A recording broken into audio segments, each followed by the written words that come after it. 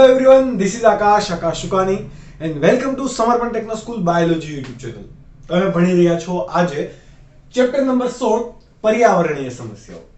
આજથી આપણે આ નવા ચેપ્ટરની શરૂઆત કરીશું. ભણીશું લેક્ચર નંબર 1. આપણી આજુબાજુ કેટલું બધું પર્યાવરણ દૂષિત છે આપણને ખબર છે. આપણી આસપાસની આપણી ભારતની જે ટિપિકલ આબોહવા છે કે જેની અંદર 3 ઋતુ હોય છે, શિયાળો, ઉનાળો, ચોમાસું. આ ઋતુની અંદર પણ કેટલા બધા ફેરફાર થઈ ગયા તમે જુઓ. ઉનાળામાં કેટલું તાપમાન ઊંચું વયું જાય, વરસાદ ગમે ત્યારે આવે, કાંઈ નક્કી નહીં. ચોમાસું હોય કે ચોમાસામાં જ વરસાદ આવતો હોય, દિવાળી પર પણ વરસાદ આવે, હમણાં થોડા દિવસ પહેલા પણ વરસાદ આવી ગયો. તો ગમે ત્યારે કંઈ પણ વસ્તુ થાય છે. આનું કારણ શું છે? વિશ્વમાં વધતું જતું પ્રદૂષણ. શા માટે પ્રદૂષણ વધતું જાય છે? તો કે ભારતની અંદર જ નહીં પરંતુ સમગ્ર વિશ્વમાં છેલ્લા 100 વર્ષોની અંદર, એટલે કે છેલ્લી એક સદીમાં વસ્તીમાં એટલો બધો અનહદ વધારો થયો છે. કેવો અનહદ વધારો થયો છે. પરિણામે આપણી પ્રાથમિક જરૂરિયાત, તદુપરાંત હવા, પાણી, ખોરાક, જમીન અને ઓટોમોબાઈલ ક્ષેત્રે કે કોઈ પણ મનુષ્યની કોઈ પણ જરૂરિયાત હોય એ માટે કોમ્પિટિશન થઈ, એટલે એનું આપણે ઉત્પાદન ઘટ્યું. ઉત્પાદન ઓછું છે એ પ્રત્યે આપણી માંગ વધતી જાય છે. બરાબર, ઉત્પાદનનો જથ્થો કંઈક અથવા તો જરૂરિયાતનો જથ્થો એટલો છે, વસ્તી એના કરતા વધી જાય છે. તો વસ્તી એના ઉપર શું કરશે? દબાણ સર્જશે કે વધારે ખોરાક જોતો છે, વધારે પાણીની જરૂરિયાત છે, શુદ્ધ પાણીની, વધારે ઓટોમોબાઈલ ક્ષેત્રે કોઈ પણ વાહનો કે એવાની જરૂરિયાત પડે છે. પરિણામે એ કોઈક ને કોઈક કડી સાથે સંકળાઈને શું કરે છે? પ્રદૂષણમાં વધારો કરે છે. જેમ કે ખોરાકનો પુરવઠો ઘટે છે, તો આટલી વધતી વસ્તીને ખોરાકનો પુરવઠો પૂરો પાડવા માટે રાસાયણિક ખાતરોનો છંટકાવ કરવામાં આવશે વગેરે, જેનાથી અન્ન ઉત્પાદન વધી શકે. આવી બધી પદ્ધતિઓ, શોર્ટકટ ટ્રીક વિકસાવવામાં આવે છે, પરંતુ એ જમીનને નુકસાન કરે છે, પ્રદૂષણ ફેલાવે છે. ઓટોમોબાઈલ ક્ષેત્રે વાહનોની બધાને ભાગદોડ જ કરવી છે. બરાબર, પૈસા પાછળ બધાને ભાગવું છે, દોડવું છે વગેરે વગેરે. ઇવન હું પણ, તમે પણ ભાગશો. ઓકે, તો બધા વાહન વ્યવહારની પણ બધા લોકોને જરૂર પડશે. તો ઓટોમોબાઈલ ક્ષેત્રે પણ બધાને સારી સારી ગાડીઓ, મોંઘી મોંઘી ગાડીઓ જોતી છે. ઓકે, તો શું થશે? એ વાહનોનો વપરાશ વધશે, તો વાહનોનો વપરાશમાંથી આમનું થોડું કઈ વાહન ચાલે છે, પેટ્રોલ, ડીઝલ કે કોઈ પણ બળતણનું દહન થશે અને એમાંથી પણ નીકળતા ધુમાડા એ પ્રદૂષણ ફેલાવશે. તો આ રીતે ધીરે ધીરે, અને હા, વધતી જતી જમીનની માંગ, એટલી બધી વસ્તી વધે છે તો બધાને સાચવશે ક્યાં પૃથ્વી પર? એટલા માટે જંગલ કટાઈ, વન કટાઈ પણ થાય છે. પરિણામે વૃક્ષો કપાઈ જતા ઓક્સિજનનો પુરવઠો, ઓક્સિજન પણ ધીમે ધીમે ઓછું થાય છે અને વૈશ્વિક તાપમાન કે ગ્લોબલ ટેમ્પરેચર આપણે જેને કહીએ એ પણ વધે છે. ગ્લોબલ વોર્મિંગની અસર થાય વગેરે વગેરે અસરો થાય છે. તો આ બધા માટે જે જવાબદાર ઘટકો છે એ કોણ છે? વસ્તી વધારો. એટલે આ બધી સમસ્યા ઉત્પન્ન થઈ. પણ એ પર્યાવરણની અંદર ઘણી બધી સમસ્યા ઉત્પન્ન કરે. બરાબર, કે શું ફેલાવે? પહેલું તો પ્રદૂષણ ફેલાવે. તો કહેવાય કોને પ્રદૂષણ? એ પહેલા તમે ભણશો. એટલા માટે પ્રદૂષણની તમારે શું યાદ રાખવાની છે? વ્યાખ્યા. પ્રદૂષણ કોને કહેવાય? તમને એમ થાય કે જે ગંદકી ફેલાવે છે પ્રદૂષણ કહેવાય, પરંતુ ચોક્કસ વ્યાખ્યાને આપણે કઈ રીતે કહીશું? તો કે હવા, જમીન કે પાણી. કેવા? હવા, જમીન કે પાણી અથવા તો ભૂમિમાં થતા કોઈ પણ અનિચ્છનીય ફેરફાર. હવા, જમીન, પાણી કે ભૂમિમાં થતા કોઈ પણ અનિચ્છનીય રાસાયણિક, ભૌતિક કે જૈવિક ફેરફારને શું કહેવામાં આવે? પ્રદૂષણ. કે જે ઐચ્છિક નથી. બરાબર, એ જેનું બેલેન્સ થયેલું છે એને એમને રહેવા દો. એમાં જો કંઈક ચેન્જ થશે તો એ પ્રદૂષણ ફેલાવશે. તો એવા ઘટકોને, એ પ્રક્રિયાને શું કહેવાય? પ્રદૂષણ. જો ફેરફાર થાય તો એને શું કહેવાય? અનિચ્છનીય ભૌતિક, રાસાયણિક અથવા જૈવિક ફેરફારને પ્રદૂષણ કહેવાય. તો પ્રદૂષણ ફેલાવે કોણ? પ્રદૂષકો. કોણ ફેલાવે? પ્રદૂષકો. તો પ્રદૂષકો કોને કહેવાશે? તમારે વ્યાખ્યા આપી હોય તો પ્રદૂષણ ફેલાવનારને પ્રદૂષકો કહેવાય. આ આપણને ખ્યાલ છે, પરંતુ ચોક્કસ વ્યાખ્યા કઈ રીતે આપશો? જે ઘટકો જીવાવરણમાં સજીવને હાનિકારક નીવડે તેને શું કહેવાય? પ્રદૂષકો. જે ઘટકો જીવાવરણમાં હાનિકારક નીવડે અથવા તો હાનિકારક અસર પહોંચાડે, બરાબર, તેને શું કહેવાય? પ્રદૂષકો. અથવા તો જે કોઈ ઘટકો વાતાવરણમાં કે જીવાવરણમાં પ્રદૂષણ ફેલાવે છે એ બધા ઘટકોને શું કહેવાશે? પ્રદૂષકો. શું કહેવાશે? પ્રદૂષકો. હવે આ પ્રદૂષકો પણ ઘણા બધા પ્રકારના હોય. તમે આપણે થોડુંક લિસ્ટ બનાવીએ, ચલો નીટ માટે પણ. તો કે પહેલા લઈએ હવાના પ્રદૂષકો. ચલો, હવામાં કોઈ પણ બળતણનું દહન થાય, જેમ કે પેટ્રોલ, ડીઝલ, લાકડા, વન, વૃક્ષ બધાનું દહન થાય, તો એમાંથી કોઈક ને કોઈક વાયુઓ છૂટા પડતા હશે. અને આ વાયુઓ ઘણી વખત કેવા બને? ઔદ્યોગિક ક્ષેત્રે નીકળતો ધુમાડો કે વાહનોનો ધુમાડો બધા જ વાતાવરણમાં ભળીને પ્રદૂષણ ફેલાવે, હવામાં ભળીને. તો એ હવાના પ્રદૂષકો હોય. જેમ કે કોણ કોણ? કાર્બન મોનોક્સાઇડ છે, નાઇટ્રોજન મોનોક્સાઇડ છે અથવા તો નાઇટ્રોજન ઓક્સાઇડ છે, નાઇટ્રોજન ડાયોક્સાઇડ છે, સલ્ફર ડાયોક્સાઇડ છે, સલ્ફર ડાયોક્સાઇડ છે કે જે સલ્ફ્યુરિક એસિડમાં પછી ફેરવાશે, પરંતુ સલ્ફર ડાયોક્સાઇડ છે. વાહનોના ધુમાડામાંથી ઘણી વખત બેન્ઝિન અથવા તો પેટ્રોલનું દહન ન થયું હોય સંપૂર્ણ રીતે, અને એ બેન્ઝિન જો વાહનોના ધુમાડામાંથી નીકળે તો એ બેન્ઝિન પણ પ્રદૂષણ ફેલાવશે. ત્યારબાદ ઇથિલિન પણ શું ફેલાવે? હવાનું પ્રદૂષણ ફેલાવે. તો આ બધાને શું કહેવાય? હજી એક છે સલ્ફર ડાયોક્સાઇડ હતું, તો એક સલ્ફર ટ્રાયોક્સાઇડ. આ બધા જ હવાનું પ્રદૂષણ ફેલાવશે. સમજ પડી? ત્યારબાદ છે અમુક પ્રકાશ રાસાયણિક પ્રદૂષકો હોય. પ્રકાશ રાસાયણિક પ્રદૂષકો. આ બધા કેવા હોય? વાતાવરણના પ્રદૂષકો. પરંતુ જો એ આપણા શરીરના સંપર્કમાં આવે તો આંખમાં બળતરા થાય, ફેફસાને હાનિ પહોંચાડે. એ બધા કોણ? જે કોઈ પણ પ્રદૂષણને કારણે આપણી આંખમાં બળતરા થવી, કે પછી બળતરા એટલે કે આપણે તમે ફટાકડા ફૂટતા હોય ને તેમાં તમે જો, કે પછી કોઈ પણ ટ્રાફિક વાળો વિસ્તાર જો એમાં તમે ગાડી ચલાવતો થોડી વારમાં આંખોમાં બળતરા થવા મળે, ગળું રૂંધાવા મળે, ગળામાં બળવા મળે, વગેરે બધી પ્રક્રિયા થતું હોય તો એને શું કહેવાય? આંખમાં બળતરા થવી, કે જે કોનો પ્રકાર છે? પ્રકાશ રાસાયણિક પ્રદૂષકોનો. કોનો?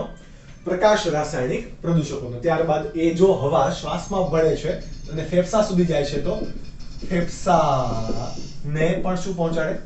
હાનિ પહોંચાડશે. શું? ફેફસાને પણ હાનિ પહોંચાડશે. ત્યારબાદ કોણ છે? તો કે એસિડ વર્ષા. તમારું બહુ મસ્ત એક્ઝામ્પલ. એસિડ વર્ષા માટે પણ જવાબદાર કોણ હોય? પ્રદૂષકો. કોણ? તો કે વાતાવરણીય બાષ્પ પાણીમાં દ્રાવ્ય થઈને, તમને ખબર કે પાણી વાતાવરણની અંદર બાષ્પ હોય એ શું હોય?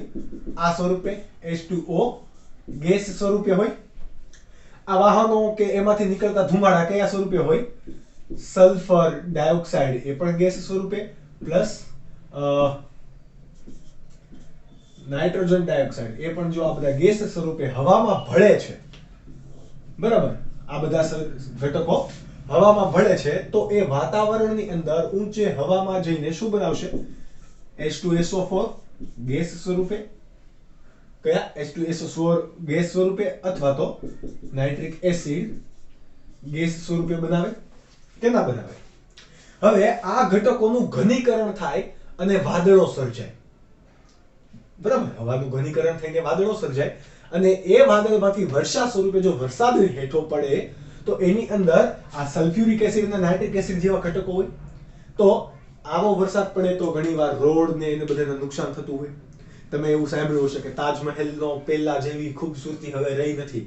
જ્યારે બન્યો તો એવી ખૂબસૂરતી નથી રહી, કારણ કે યમુના નદીના કિનારે ઘણા બધા પ્રદૂષણ ફેલાઈ રહ્યું છે, કે જેની ધૂળ તેના કે પછી તેમાંથી નીકળતા પ્રદૂષકો વાતાવરણમાં ભળીને તાજમહેલને નુકસાન પહોંચાડી રહ્યું છે. એ વિસ્તારમાં જો એસિડ વર્ષા થાય તો એ તાજમહેલની ઉપરની સપાટી પણ એસિડ, આપણે ખબર છે કે આપણે આરસમાં પણ એસિડ નાખીએ તો એ આરસ ખરબચડો થઈ જાય. સમજ પડી? તો રોડની અંદર ગાબડા પડવા કે રોડ ઘસી નાખો કે રોડ ધોઈ નાખો જેવી પ્રક્રિયા પણ કોના કારણે થતી હોય? H2SO4 ને કારણે. ઘણીવાર તમે પહેલા વરસાદની અંદર નાવ ને, બરાબર, મે મહિનાના એન્ડિંગમાં જો વરસાદ પડ્યો હોય ને એમાં તમે નાવ તો નાશો તો તમને એનાથી આંખોમાં બળતરા થશે થોડી થોડી, એ વરસાદને કારણે. બરાબર, કેમ? તો કે કેવા પ્રકારનો હોય? એસિડ વર્ષા પ્રકારનો હશે. કારણ કે જેટલો વાહનોના ધુમાડા ગયા છે એ બધા જ હેઠા પડવાના છે ઘનીકરણ થઈને. તો એ એસિડ વર્ષા. તો આ તમારી વસ્તુ નીટ માટે યાદ રાખવાનું છે. કોના માટે? નીટ માટે. હવે આ બધા પ્રકારનું પ્રદૂષણ કોઈ પણ સજીવો માટે નુકસાનકારક નહીં હોય. સજીવો માટે, સજીવોની વસ્તુ માટે, સજીવોની આસપાસ આવેલી પ્રોપર્ટી માટે. બરાબર, જેમ કે આપણા ઇતિહાસની અંદર ઘણી બધી સંસ્કૃતિના અવશેષો આપણને મળી ચૂક્યા છે. ઓકે, તો એ બધાને પણ નુકસાન પહોંચાડશે. આપણી જે ઐતિહાસિક ઇમારતો છે, બરાબર, કે આપણો જે વારસો છે, સાંસ્કૃતિક વારસો, એને પણ નુકસાન પહોંચાડે છે. આપણી પ્રકૃતિ છે, જેમ કે વન છે, બરાબર, કે જે એને પણ આ પ્રદૂષણ પહોંચાડે છે. બરાબર, જંગલોની અંદર પણ. તો સજીવોની ગુણવત્તા ઓછી કરશે તથા કોઈ પણ સજીવોના અસ્તિત્વને પણ કેવું મૂકે? જોખમમાં મૂકે. અને માનવ સમાજમાં આની બહુ મોટી ઘેરી અસરો થાય, જેના કારણે નૈસર્ગિક સંપત્તિ પણ ઘટે અને દૂષિત થતી હોય અને ભવિષ્ય માટે ખતરો સર્જે. આપણે તો ઠીક, પણ આપણે આવનારી પેઢી માટે શું? કઈ બચવા નથી દેવાના. તો ઓકે, તો આ બધા માટે કેવું છે? નુકસાનકારક. મનુષ્ય માટે, અન્ય કોઈ પણ સજીવો માટે, સજીવોની વસ્તી માટે, નૈસર્ગિક સંપત્તિ માટે, બધાની જીવનશૈલીની અંદર શું કરે? નુકસાન કરે છે. તો આનાથી એક બધું આપણું નૈસર્ગિક પર્યાવરણ જે છે, કુદરતી પર્યાવરણ, એ પણ દૂષણ પામે છે અને આવનારા સમય માટે જોખમમાં વધારો કરી રહ્યું છે. હવે આટલું બધું થઈ રહ્યું છે તો ભાઈ આપણું સરકારને એવું કઈ કરતું નથી? તો કે યસ, કરે છે, પણ લોકો ત્યારે સમજે ત્યારે જ થાય ને. તો સરકારે 1986 ની અંદર, ક્યારે? 1986 ની અંદર આ પર્યાવરણીય પ્રદૂષણને નિયંત્રણ કરવા માટે એક એક્ટ મૂક્યો. બરાબર, કયો? ધી એન્વાયરમેન્ટ, એટલે કે પર્યાવરણ ને નિયંત્રણ કરવાનું છે ને. ઓકે, ધ એન્વાયરમેન્ટ એક્ટ, કે જેની અંદર કોનો સમાવેશ કરવામાં આવતો હતો? હવા, પાણી અને જમીનના અથવા તો ભૂમિના પ્રદૂષણને નિયંત્રણ કરવા માટેના ધારાધોરણો બહાર પાડવામાં આવ્યા હતા. તો એન્વાયરમેન્ટ અથવા તો ધ એન્વાયરમેન્ટ પ્રોટેક્શન એક્ટ. કેવો? પ્રોટેક્શન એટલે કે બચત, નિયંત્રણ, બચાવ, પર્યાવરણ બચાવવા માટેના જે ધારાધોરણો બહાર પાડવામાં આવ્યા એના. બરાબર, ક્યારે? તો કે 1986 ની અંદર. આની અંદર તમારે હજી ઘણા બધા એક્ટ યાદ રાખવાના છે ધ એન્વાયરમેન્ટ એક્ટ અંતર્ગત. તો આ સામૂહિક રીતે હતું. હવે હવા માટે અલગ આવશે the air protection act, the water protection act, આવું બધું આવશે. તો એના માટે પણ ઈસવીસન આવું બધું યાદ રાખવાનું છે. એ પહેલા તમે આ નોટ ડાઉન કરી લો. ત્યારબાદ આપણે જોઈએ હવાનું પ્રદૂષણ. પહેલા નંબરનું પ્રદૂષણ ભણીએ કે ટૂંકનો આપો હવાનું પ્રદૂષણ અને તેના માટેના સ્ત્રોતો. તો જે રીતે આપણે પ્રદૂષણની વ્યાખ્યા આપેલી એ રીતે જ હવાનું પ્રદૂષણ, પાણીનું પ્રદૂષણ, જમીનનું પ્રદૂષણની વ્યાખ્યા તમારે આપવાની રહેશે. કે હવામાં થતા અનિચ્છનીય જૈવિક, રાસાયણિક કે ભૌતિક ફેરફારને હવાનું પ્રદૂષણ કહેવાશે. કઈ રીતે? તો કે હવામાં થતા અનિચ્છનીય રાસાયણિક,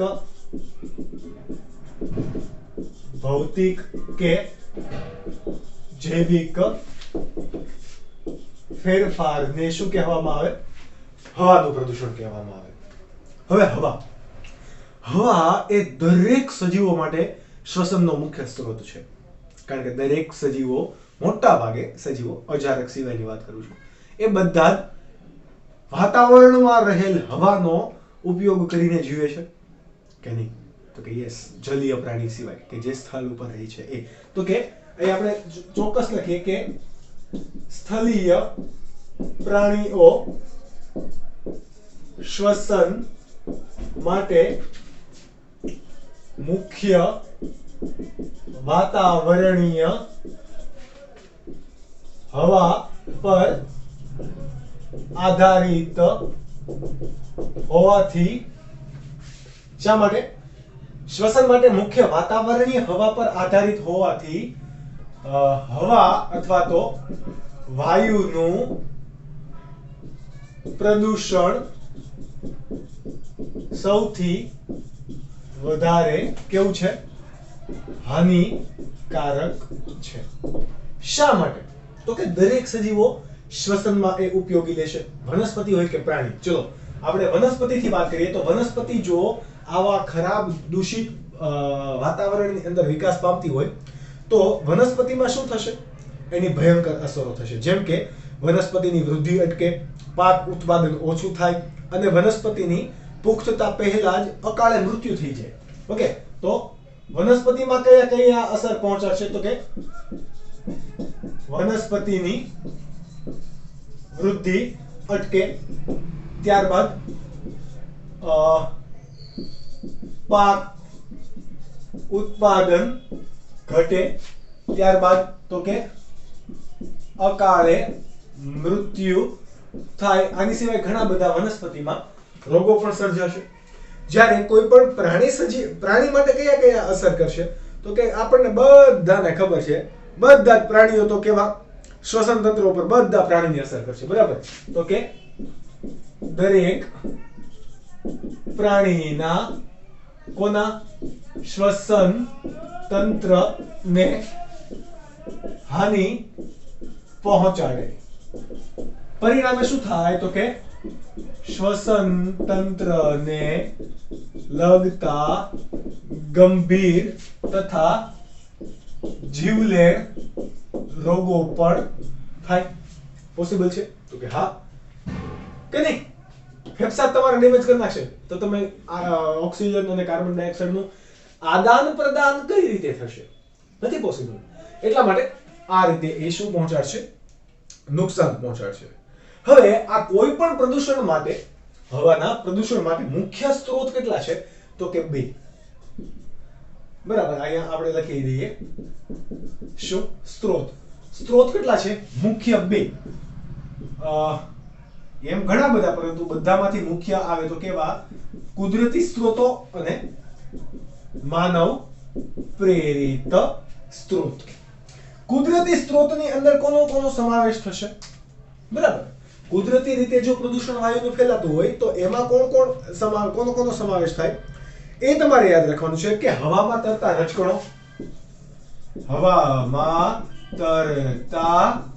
રજકણો ત્યારબાદ તો કે વનસ્પતિની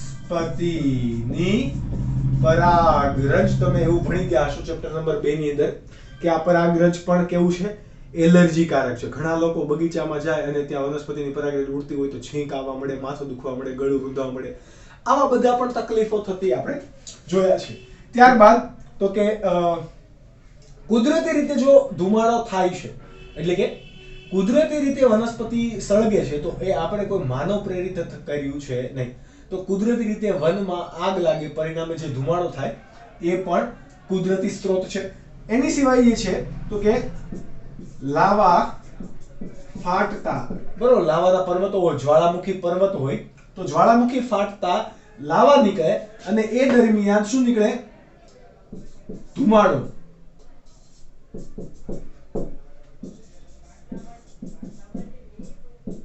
અને દાવાનળ એ બંને કોનું પ્રદૂષણ ફેલાવશે હવાનું કુદરતી રીતે પ્રદૂષણ ફેલાવશે આ વસ્તુ તમારે યાદ રાખવાનું છે માનવ પ્રેરિત સ્ત્રોતની અંદર મુખ્ય 2 છે કેટલા 2 એક તો છે વાહનોનો ધુમાડો કેવો વાહનોનો ધુમાડો અને બીજું છે અશ્મિ બળતણ આ વાહનોનો ધુમાડો અને અશ્મિ બળતણ એ માનવ પ્રકૃતિ કે માનવના કોઈ પણ કાર્યોને કારણે આ માનવની કોઈ બેદરકારીને કારણે આવા આપણે કહી શકાય કે વાયુમાં પ્રદૂષણ થાય છે ઓકે પણ એમાં પણ ખાસ કરીને તમારે યાદ રાખવાનું છે કે કોઈ વાયુના ચોક્કસ પ્રદૂષણ માટે ઘણા બધા ઘટકો પણ માનવ પ્રેરિત જવાબદાર હોય. જેમ કે માનવ પ્રેરિત સ્ત્રોતમાં ઔદ્યોગિક સંસ્થાઓમાંથી નીકળતા ધુમાડા, થર્મલ પાવર સ્ટેશનનો ધુમાડો, વાહનોનો કે ગૃહ વપરાશ પણ ગણાવી શકાય. બરાબર. કેવા કેવા? થર્મલ પાવર સ્ટેશન, બરાબર. તાપીના કિનારે આપણે ઓલા જોયા છે, આમ મસ્ત આમ ટાંકા જેવા છે. તો એ બધા થર્મલ પાવર સ્ટેશન માંથી નીકળતો ધુમાડો, ત્યારબાદ ઔદ્યોગિક સંસ્થાની ચીમની માંથી નીકળતા ધુમાડા. ચીમની એટલે કે ખબર આમ સીધી લાંબી હોય ને એના ઉપરથી આમ ધુવાળો નીકળતો હોય, આપણે એવું ઘણા બધા જોયા છે. તો એને શું કહેવાય? ઔદ્યોગિક ચીમની. તમે હજીરા કે મોરા ટેકરા સાઈડ તમે ચડો એટલે ત્યાં ઘણી બધી પેટ્રોલિયમ રિફાઇનરી કંપનીઓ આવેલી છે. ઓકે, ઓએનજીસી છે, આ બધી કંપની. તો એ શું કરશે? તો એમાંથી વારંવાર ધુમાડાઓ નીકળે છે. કેમ? તો કે એ જે કંઈ પણ ઘટક નીકળેલા છે એ બધાને હવામાં ભેળવી દે. તો એમાંથી નીકળતા, જો કે એનું હવે શુદ્ધિકરણ થઈને એ હવા બહાર મોકલવામાં આવે છે, પરંતુ એમાંથી થોડા અંશે પણ જો ઘટકો રહી ગયેલા છે, કેવા કેવા? તો કે નાઇટ્રોજન ડાયોક્સાઇડ, સલ્ફર ડાયોક્સાઇડ, બરાબર. તો આ બધા જ કેવા ગણાશે? માનવ પ્રેરિત સ્ત્રોતો. ત્યારબાદ ગૃહ વપરાશના સાધનો માંથી નીકળતા ધુમાડા, બરાબર. ઘરે કોઈ પણ એવી રીતે તમે કાર્ય કરો છો, ગૃહ ઉદ્યોગ પણ કરો છો, તો એ દરમિયાન પણ જ્યાં તમે ડાય ક્લિનિંગ કે ક્યાંય પણ આવું ડ્રાય ક્લિનિંગ માટેનું કે ડાઇંગ કરવા માટેનું જ્યાં કંઈ પણ મશીન છે, તો તમે એ બાજુથી જજો, બહુ તીવ્ર ગંધ આવશે, વાસ આવશે. કેમ? તો કે એવા વિસ્તારમાંથી પણ ઘટકો બહાર નીકળે છે, ઇથિલિન જેવા, કે જે વાયુમાં ભળે છે અને વાતાવરણનું પ્રદૂષણ ફેલાવે છે. અને વાહનોનો ધુમાડો તો છે જ. કોણ? વાહનોનો ધુમાડો તો છે જ. ત્યારબાદ પેટ્રોલિયમ અને રિફાઇનરી જેવી સંસ્થાની અંદરથી નીકળતો નાઇટ્રોજન ડાયોક્સાઇડ અને સલ્ફર ડાયોક્સાઇડ તીવ્ર હાનિકારક છે. મુખ્ય માનવ પ્રેરિત હવાના પ્રદૂષકો કોને ગણાવી શકાય? નાઇટ્રોજન ડાયોક્સાઇડ અને સલ્ફર ડાયોક્સાઇડ ના પ્રદૂષણ માટે જવાબદાર કોણ છે? પેટ્રોલિયમ રિફાઇનરી અને ફર્ટિલાઇઝર કંપની, ખાતર બનાવતી કંપનીઓ અને પેટ્રોલ બનાવતી કંપનીઓ નાઇટ્રોજન અને સલ્ફર ડાયોક્સાઇડના પ્રદૂષણ માટે જવાબદાર છે. આની સિવાય તમે કોને લઈ શકો? તો કે ખાંડની મિલ, કાપડની મિલ, કાગળની મિલ જેવા કોઈ પણ ઉદ્યોગો કે જ્યાંથી ધુમાડો નીકળે છે, એ બધાને તમે અહીંયા પ્રદૂષણમાં લઈ શકો. જેમ કે હવે સિમેન્ટ બનાવતી ફેક્ટરીઓ, રબર બનાવતી ફેક્ટરીઓ, કારખાનાઓ, પછી પથ્થરની ક્વોરીઓ, એસ્બેસ્ટોસનો ઉદ્યોગ વગેરે વગેરે, બરાબર.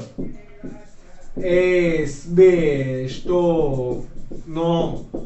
ઉદ્યોગ. આની સિવાય સિમેન્ટ ફેક્ટરીઓ,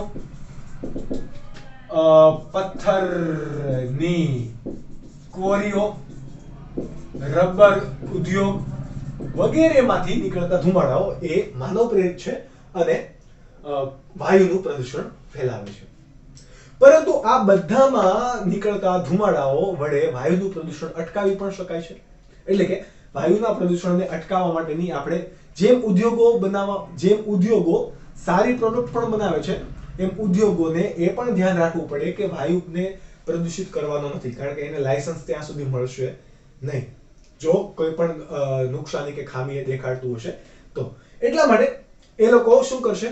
આ વાયુને, ખરાબ વાયુ છે એનું શુદ્ધિકરણ કરીને બહાર જવા દેશે. તો એ વાયુનું પ્રદૂષણ અટકાવવા માટેની કઈ કઈ પદ્ધતિ છે એ પણ જોઈએ. પહેલા તમે આ નોટ ડાઉન કરી લો. ત્યારબાદનો પ્રશ્ન છે કે ટૂંક નોંધ આપો હવાનું પ્રદૂષણ અને તેના અટકાવવા માટેની પદ્ધતિ. હવાના પ્રદૂષણના અટકાવવા માટેની પદ્ધતિઓ.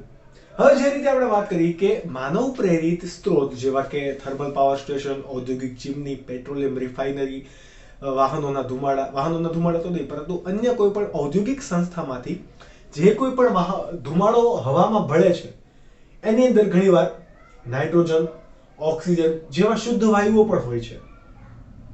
સમજ પડી?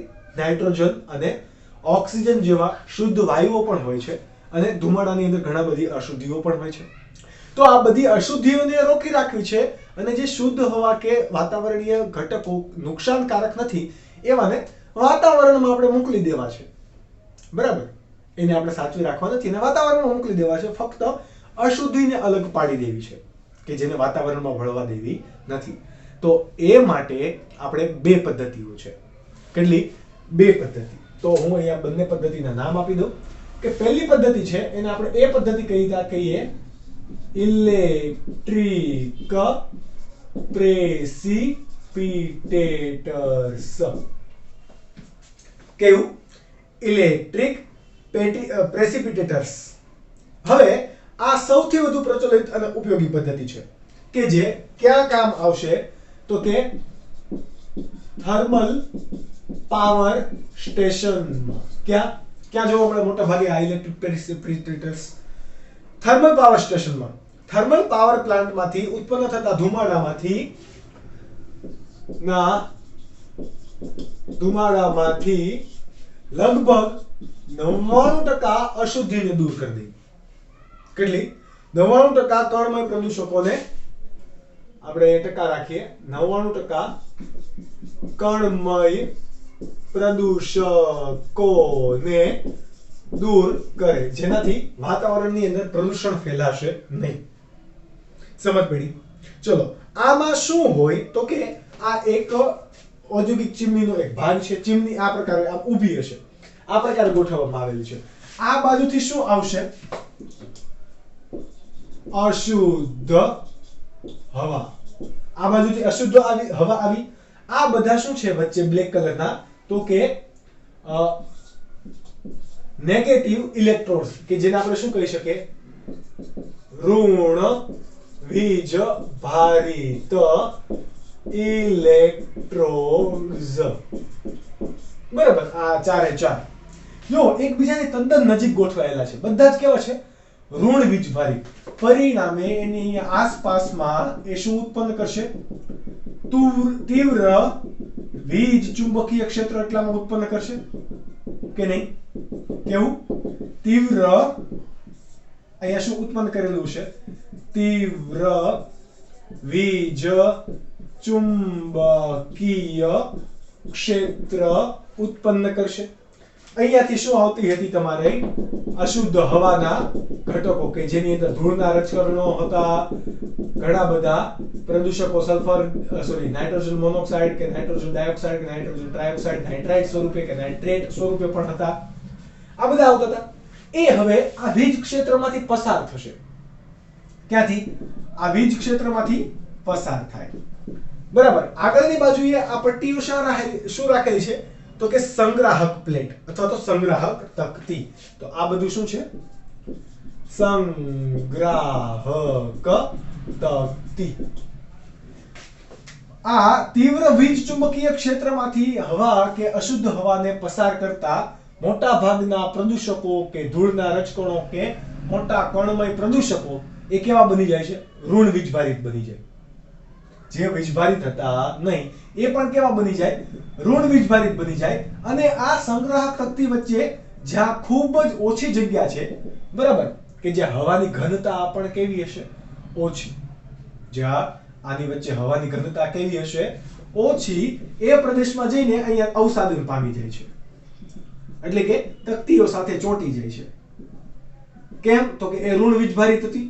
વીજભાર હોવાના કારણે આ સંગ્રાહક તકતી એને શું કરશે? ઋણ વીજભારિત અશુદ્ધિને સંગ્રાહક તકતી આકર્ષી રાખશે એટલે ચોંટી ગઈ અહીંયા. અને જે શુદ્ધ હવા છે જેવી કે નાઇટ્રોજન, ઓક્સિજન કે જે વીજભાર વડે આકર્ષાશે નહીં એ બધી હવાની અંદર મુક્ત પામશે. અશુદ્ધિઓ બધી અહીંયા રોકાઈ જશે. એટલે કેટલી અશુદ્ધિ રોકાશે? 99% જેટલી અશુદ્ધિ અહીંયા રોકાઈ જશે. જ્યારે જે બિનહાનિકારક કે બિન નુકસાનકારક ઘટકો છે એ બધા અહીંયાથી મુક્ત થઈ જશે વાતાવરણની અંદર. તો આ જે આખી પદ્ધતિ છે આ કઈ છે? ઇલેક્ટ્રિક પ્રેસિપિટેટર્સ. આમાં મોટા કદના કણમય પ્રદૂષકોને અહીંયા દૂર કરી શકાશે. કેવા? મોટા કદના કણમય પ્રદૂષકોને અહીંયા દૂર કરી શકાય. પરંતુ એનાથી નાના કણના પ્રદૂષકો હોય તો એને દૂર કરવા માટે શું કરશો? તો એના માટેની બીજી પદ્ધતિ છે, એને આપણે કહીશું સ્ક્રબર્સ. સ્ક્રબર્સ મોટા ભાગે સલ્ફર ડાયોક્સાઇડને દૂર કરવા, શાના માટે? દૂર કરવા માટે વપરાતી પદ્ધતિ છે. આ હવે કોઈ ચીમની વાળો પ્રદેશ છે કે ભાગ છે કે જેની અંદર અહીંયાથી શું દાખલ કરવામાં આવશે? અશુદ્ધ હવા, કે જેની અંદર સલ્ફર ડાયોક્સાઇડ જેવા ઘટકો છે. એ હવા અહીંયાથી આમ જશે કે નહીં જાય? કારણ કે હવાની કોઈ ચોક્કસ દિશા હોતી નથી. તો ઉપરની બાજુ આ તમે જુઓ છો ત્યાંથી ચૂનાના પાણીના ફુવારા કરવામાં આવે છે. અહીંયા શું હશે? ચૂનાનું પાણી, અથવા તો આપણે એને શું કહી શકીએ? Lime water. લાઈમ પાણીના અહીંયા શું કરવામાં આવે છે? ફુવારા. બરસો રે મેઘા મેઘા બરસો રે મેઘા મેઘા બરસો રે મેઘા બરસો. ઓકે, એટલે આ ફુવારા અહીંયા ચાલુ થશે. આ અશુદ્ધ હવા એની વિરુદ્ધ ચાલુ થશે. આની અંદર ચૂનાના પાણીની અંદર કોણ હશે? કેલ્શિયમ હશે. કોણ હશે? કેલ્શિયમ. હવાની અંદરથી કોણ આવતું હતું? સલ્ફેટ. કોણ હતું?